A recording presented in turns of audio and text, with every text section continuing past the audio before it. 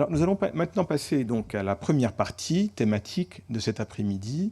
Donc, nous allons commencer par les clean tech et je vais donc accueillir deux personnes qui vont parler avec beaucoup d'expertise beaucoup d'expertise de ce domaine. Donc, j'ai nommé Sophie Paturle. Sophie est directeur associé de Demeter Partners et présidente avec beaucoup de brio du club Cleantech de la FIC. Et je crois aussi que Patricia est quelque part. Je la vois. Ah, la voilà. Parfait. Patricia Laurent, qui est, je dirais, une personne extrêmement précieuse dans cet environnement. C'est vrai, hein, Patricia, puisque Patricia est le rédacteur en chef de Green Univers, un magazine qui est focalisé, comme vous le savez, sur les clean tech. Donc, c'est à vous.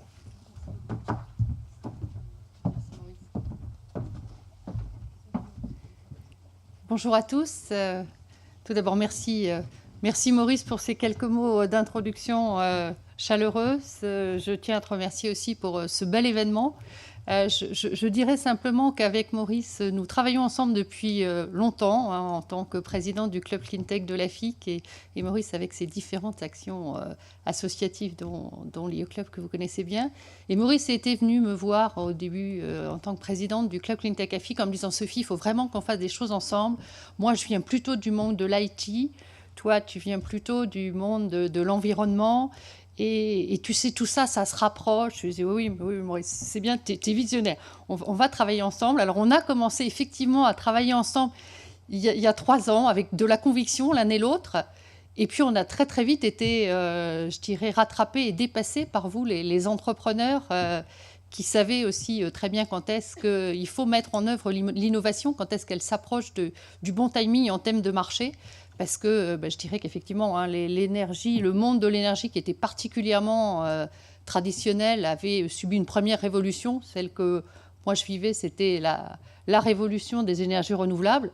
Et puis très vite est arrivée la deuxième révolution, celle qu'avait très vite et très bien perçue en avance de phase Maurice et pour laquelle il m'avait dit qu'il faut qu'on travaille ensemble, qui était cette révolution du digital qui donnait une deuxième ampleur aux énergies renouvelables, puisque toutes ces problématiques d'intermittence qu'on nous mettait très très en avant comme un grand drapeau noir. Aujourd'hui, on se voit bien que les solutions sont là. L'intermittence, on va avoir des réseaux qui sont intelligents, on va savoir stocker, et tout ça à des prix qui vont apparaître très vite compétitifs, puisqu'il y a un chiffre que je me plais à rappeler, qui est lorsque moi j'ai commencé, donc il y a 10 ans, hein, je suis associé fondateur de Demeter, comme le disait Maurice, et Demeter a fêté ses 10 ans en 2015. Nous avons financé les premiers parcs solaires et l'électricité solaire en parc au sol était rachetée à cette époque-là 32 centimes du kilowattheure. Et aujourd'hui, le T5, le tarif, est à 7,5 centimes, T5 dégradé, donc 32 centimes, 7,5 centimes. Vous savez faire comme moi la division. On a divisé de plus de 4 par un facteur 4 le coût de l'énergie solaire en moins de 10 ans. Donc c'est quand même assez extraordinaire et c'est ces progrès-là qui aujourd'hui permettent vraiment d'y croire. Clara Guémard parlait de sauver le monde. Nous, on avait une ambition qui était un peu plus modeste, qui était de sauver la planète et notre environnement. Mais je crois qu'effectivement, aujourd'hui, on a raison d'être optimiste. Les introductions étaient très, très optimistes et nous le sommes aussi. Alors, je suis venue là pour parler d'un sujet un peu technique, hein, qui sont l'évolution des clean tech. Et je suis là avec Patricia parce que nous avons comme partenaire au club clean tech de la FIC Green Univers et également EY. Et lorsque nous avons créé le club clean tech de la FIC, nous nous sommes dit il faut qu'on soit capable. Aujourd'hui, on sent bien le contexte est favorable. Hein, on est porté par une prise de conscience de tout un chacun, des jeunes générations, les petits-enfants, effectivement. Clara Guémard disait, chez moi, on est COP21. Moi aussi, j'ai des enfants de 12 ans. Ils sont très préoccupés par la collecte des bouchons. On ne jette pas, comme nous, on le faisait enfant, n'importe quoi, n'importe où. Donc, on est très porté par cet environnement-là. Et puis, les technologies aussi sont là aujourd'hui. Mais il y a 5-6 ans, c'était pas du tout ça. Donc nous nous sommes dit, il faut absolument qu'on mette en avant des chiffres pour dire qu'est-ce qu'on représente, qu'est-ce que l'on fait, à quoi on sert, les entrepreneurs qui sont là, de quoi ont-ils besoin pour se développer. Ils ont besoin de leur esprit entrepreneurial, ça ils l'ont, on ne va rien leur apporter là-dessus. La capacité d'innover, ils en ont en partie. On va essayer de les aider à créer un véritable écosystème avec les laboratoires de recherche, avec les grands industriels, parce que c'est avec un écosystème performant que ces startups réussiront à éclore, que ces PME innovantes réussiront à se transformer en grosses PME, voire en ETI tout à fait compétitives. Et pour ça, il nous faut des chiffres. Donc, on a sorti ce baromètre dont je suis à la fois très fière et je partage la fierté très largement avec Patricia, puisqu'elle est plus à la base, je dirais, de tous les chiffres que l'on utilise. Oh, je fais des bêtises, pardon. Et nous avons sorti un baromètre, il y a maintenant 5 ou 6 ans, qui nous permet de suivre très précisément. Alors, attendez, là, j'ai un petit problème. Merci beaucoup, Dominique, de votre assistant. Merci infiniment. Ça nous permet de suivre combien nous investissons dans les sociétés pour pouvoir dire voilà ce que nous faisons très concrètement. Alors on va revenir, on va vous dire un petit peu ce que donnent les chiffres avec Patricia, d'autant qu'on s'est livré à un petit exercice, vous connaissez le contexte qui nous est quand même favorable aujourd'hui, hein, l'environnement réglementaire, ça faisait partie des défis qu'il fallait relever. Et nous avons une loi de transition énergétique, on y reviendra si vous le souhaitez, qui est tout à fait favorable, avec deux, trois articles qui nous vont bien, comme l'article 173, qui oblige tous les investisseurs institutionnels à dire ce qu'ils font très concrètement pour le climat. Donc, ils vont faire des choses, parce que même s'ils ne sont pas obligés de le faire, c'est quand même mal porté aujourd'hui de rester en observateur passif devant ces enjeux que tout le monde considère comme essentiels. Donc ils vont faire des choses, c'est bien, on ne les oblige pas et finalement c'est presque tout aussi efficace. Donc on a ça, et puis on a aussi un label de transition énergétique et climat sur lequel on a beaucoup travaillé, et certains fonds vont pouvoir être labellisés transition énergétique et climat. Ça permettra comme ça à des épargnants de savoir véritablement si leur épargne est bien fléchée vers un enjeu qu'ils considèrent comme important, qui est la transition énergétique. Alors pour tout ça, on a fait un baromètre spécial COP21 et on s'est dit, regardons ce qui s'est passé au cours des 5 dernières années. Voilà, alors avant de rentrer dans le détail, je laisserai Patricia faire ça mieux que moi. Qu'est-ce qu'il en ressort ?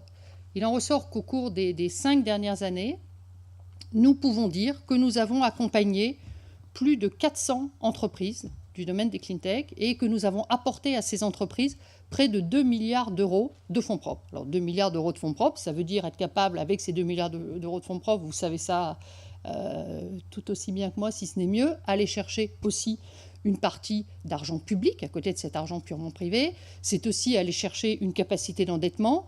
Et c'est comme ça permettre à des entrepreneurs qui sont aussi tout à fait prêts à mettre à l'épreuve du risque, parce qu'ils y croient, leur argent privé, à créer un véritable effet de levier pour pouvoir partager le risque. Partager le risque, ça veut dire être plus ambitieux et ça veut dire aussi créer davantage de valeur et d'emploi. Alors on a fait ça, on a essayé d'analyser, et là les enseignements sont riches. Qu'est-ce que l'on finance particulièrement ? La grande tendance, c'est de dire que on a financé au début principalement de l'énergie renouvelable. On est aujourd'hui avec 2 composantes qui sont très importantes, qui sont à peu près balancées en termes de volume, les énergies renouvelables et l'efficacité énergétique, où là, c'est beaucoup d'innovation, beaucoup de nouveaux business models, et là où l'innovation va complètement trouver à s'exprimer. Et puis, qu'est-ce qu'on a pu constater au cours de ces 5 dernières années ? Moi, quand j'ai démarré, on a dit qu'on faisait un fonds growth, parce que les investisseurs, ils ne voulaient pas aller faire autre chose que du growth. Ce n'était pas la peine d'aller leur parler de faire du venture, ils en avaient assez de faire du venture, surtout dans les clean tech, l'énergie avec ces gros mastodontes, EDF et ces gros acteurs. Qu'est-ce qu'on allait aller faire dans l'innovation dans ce domaine-là, qui était réservé aux gros ? Finalement, aujourd'hui, ils se sont persuadés du contraire. L'IFPEN, que je citerai aussi en tant que gros institut de recherche et développement, l'Institut français du pétrole et des énergies renouvelables, c'est 50% au minimum aujourd'hui de tous ces travaux de recherche et développement qui sont consacrés à toute cette partie énergie nouvelle. Donc les mentalités, en 10 ans, ont considérablement évolué. Et puis on s'est dit, voilà, qu'est-ce qu'on a comme belles histoires à raconter ? Est-ce qu'on a des belles histoires à raconter ? Parce que tout ça, c'est bien gentil, mais il faut un petit peu de temps. Alors, quand les investisseurs institutionnels commencent à s'intéresser à un domaine, ils veulent déjà qu'on leur montre les résultats. Donc il y a 10 ans, ça ne les intéressait pas, ce n'était pas possible. Après ça, c'est devenu intéressant. Mais alors, qu'est-ce que vous avez fait là? Montrez-nous ce que vous avez réussi à faire. Vous le savez, entrepreneurs, on bâtit jour après jour. Nous, à vos côtés, investisseurs financiers, on essaie de vous aider à accélérer, mais ce n'est pas toujours simple non plus dans un métier qui est quand même assez capitalistique, même si on se rend compte qu'il y a des grands mouvements. Et on a regardé les belles histoires et on s'est dit, est-ce qu'on arrive à faire des belles histoires aujourd'hui dans ces domaines-là? Alors, j'en citerai une dans les énergies renouvelables, qui est Solaire Direct, qui a été acquis cet été par Engie, une grosse opération. On est passé à la catégorie centaines de millions d'euros. On a Wicar aussi, une grosse acquisition aussi par la SNCF. Donc, des belles histoires. Et puis, il y a des superbes aventures dans des nouveaux business models comme Blablacar qui boostent nos chiffres. Donc nos chiffres, ils montrent quoi? Qu'on est aujourd'hui capable de financer aussi bien de l'amorçage. Alors je dis ça pour tous les entrepreneurs ici. Il y a des vrais beaux succès en amorçage. Donc les investisseurs aujourd'hui, les corporates sont tous convaincus que l'open innovation, ça passe aussi par les entrepreneurs et qu'en leur sein, ils ne réussiront pas à donner toute sa valeur à l'innovation. Et puis, c'est aussi les belles levées de fonds. Je citerai aussi, en prenant la première société qu'on a retenue parmi les beaux succès dans notre bilan spécial COP21, qui est à la disposition de tous. Il y en a certains qui ont été livrés, vous pourrez les prendre. Aledia, qui est dans les LED, une société dans laquelle nous avons investi, nos DMTA, qui a réussi à attirer Valeo et Ikea comme partenaires industriels à côté de BP et d'investisseurs traditionnels pour développer une technologie de rupture. Voilà, alors je laisse maintenant la parole à Patricia qui a présenté essayer de résumer de façon très synthétique nos chiffres. Voilà. Absolument. Bonjour tout le monde. Merci Maurice pour cette invitation et cette belle deuxième édition. Et merci Sophie pour cette synthèse en préambule. Donc effectivement, moi je suis cofondatrice de Green Univers, qui est un média spécialisé dans l'information économique et financière sur tous ces secteurs des clean tech, et on suit de très près les levées de fonds, ce qui explique qu'on fournisse avec EY les données pour le baromètre du club clean tech. Donc effectivement, vous avez sur la slide l'évolution en fait des montants investis année par année. Donc vous voyez il y a eu quelques irrégularités parce qu'évidemment il suffit qu'il y ait une très grosse opération une année, et ce fut le cas en 2012 pour que les chiffres puissent être un petit peu gonflés, mais que quand même la tendance est à une hausse régulière. On n'a pas encore les chiffres complets de l'année 2015 puisqu'ils seront présentés la semaine prochaine lors de la conférence annuelle du Club Clean Tech. Mais je peux vous dire que la tendance, sans dévoiler les chiffres, est très positive pour 2015. Le premier semestre était déjà, comme vous le voyez, tout à fait excellent.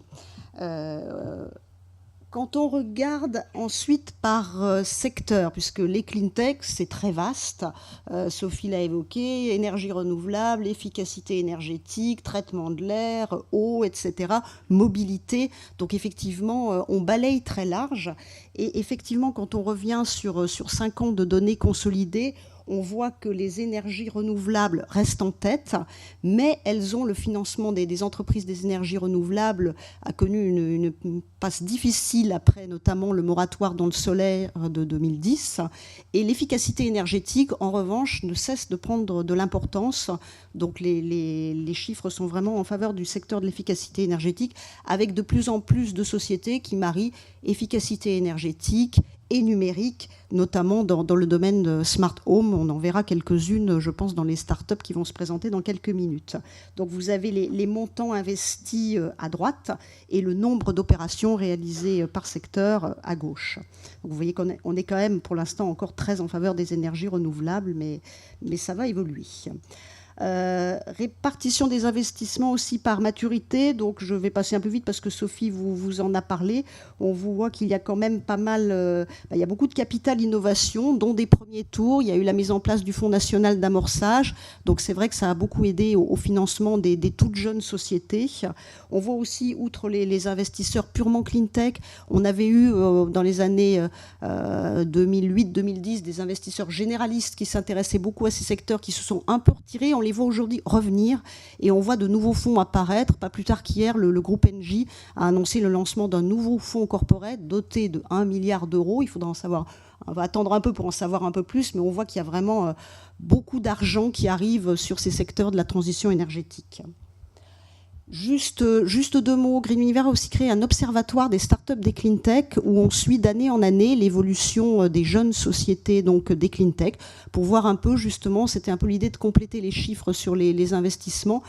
Qui sont ces jeunes sociétés, dans quel secteur elles se créent et comment elles évoluent, combien d'emplois elles créent, est-ce qu'elles vont à l'international, etc.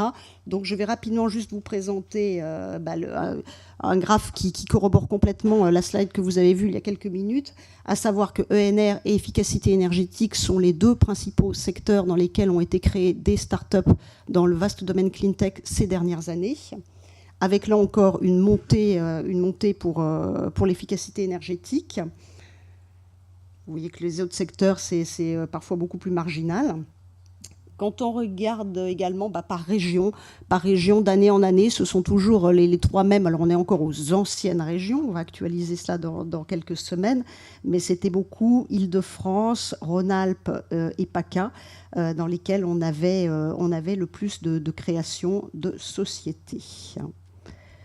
Voilà, pour vous donner juste quelques tendances effectivement sur les financements dans ces jeunes startups des clean tech. Merci.